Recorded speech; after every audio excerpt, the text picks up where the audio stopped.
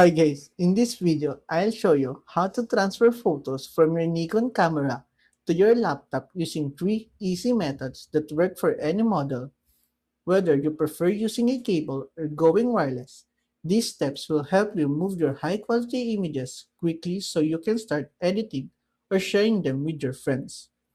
The fastest and most reliable way to move your picture is by using a memory card reader, which many laptops have built into the side.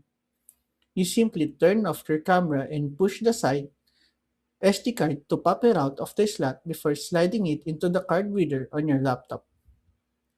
Once the card is inserted, your computer will treat it like a regular USB drive and you can open the CEIM folder to drag and drop your photos directly onto your hard drive.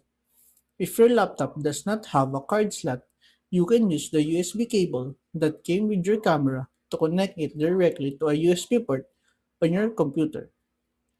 After you turn the camera on, your laptop should recognize the device and you can use the Nikon NX Studio software or the built-in Windows Photo app to import your images with just one click. For a completely wireless experience, you can use the Nikon SnapBridge app or the wireless transmitter utility if your camera supports Wi-Fi or Bluetooth.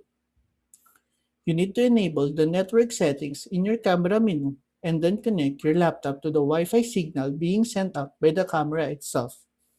Once the connection is established, you can use the Nikon software to browse the images on your memory card and select the ones you want to download without ever needing to plug in a cable.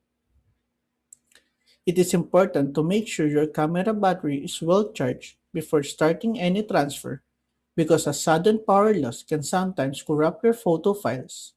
By using these simple methods, you can keep your memory card empty and your photos safe on your laptop for all the future projects.